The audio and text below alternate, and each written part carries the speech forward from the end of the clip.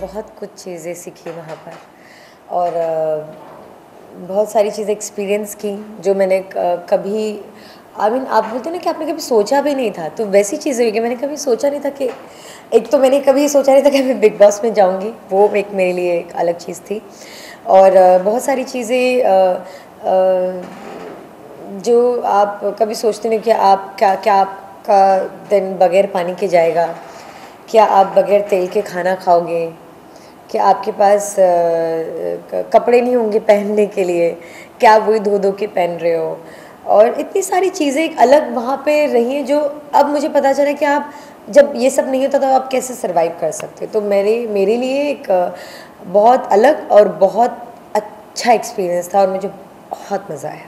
आपने जैसे कहा कि बहुत शांत रहीं, आपने टास्क बहुत अच्छे से किया और जो लोग घर के अंदर हंगामा कर रहे हैं वो अभी भी मौजूद हैं, तो क्या कहना चाहिए, क्या क्या आपकी क्या क्या सोच निकल के आती है, जो मतलब जो गलत कर रहा है is there the house and you out? गलत नहीं है वो, सब अपने आप में सही है वो, क्योंकि घर में घुसने से पहले कहा जाता है या घर में रहते रहते भी कहा जाता है कि आप जैसे हैं वैसे आप रहें।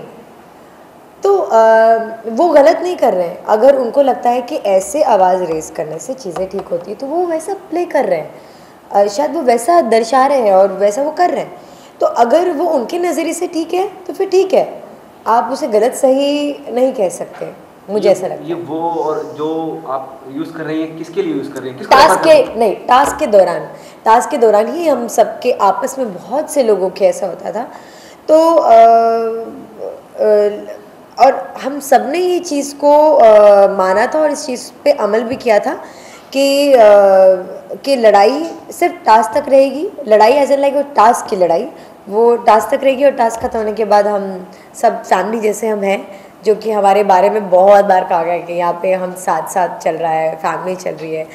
तो जी हाँ, टास्क खत्म होने का हम सब एज ए फैमिली बैठ के साथ में खाना खाते थे, हमारे पास प्लेट्स बहुत कम होती थी, हम 14 लोग या 13 लोग थे और 7 ही प्लेट्स हैं, प्लेट्स कम है, कटोरी वटोरी मिलाकर 7 हो जाती थी। हम सब 2 लोग एक प्लेट में शेयर करके खाना खाते थे, तो फिर अगर मन मुटाव होता तो आई डोंट थिंक सो कोई किसी के साथ शेयर करता। वहाँ पे सब मिलकर खाना खा रहे थे और एंजॉय कर रहे थे। सोनाली रावत काफ़ी खबरों में है अपने वॉयलेंट होने की वजह से, क्या कहना चाहेंगे उनके बारे में? नहीं, वो अपने झटकों से बहुत फेमस है और किसी चीज़ से नहीं। वो भी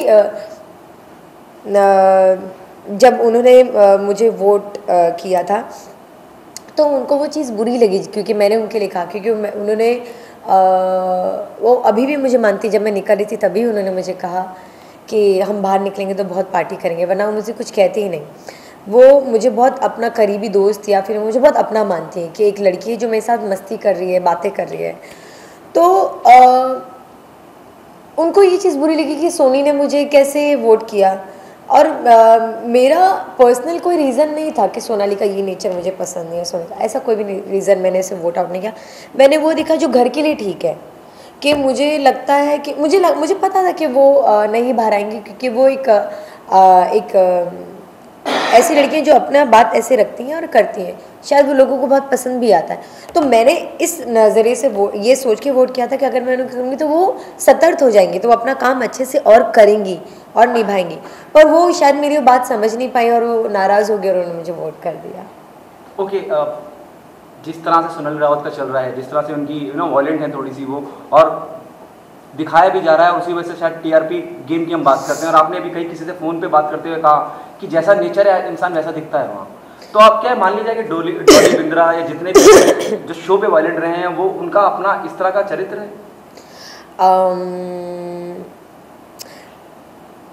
देखिए, मैं वहाँ रह कर आई हूँ, मुझे पता है शायद 24 घंटे के भी अलावा जितने घंटे होंगे मैंने वो सोनाली के साथ बिताए हैं, मैंने उसको देखा है।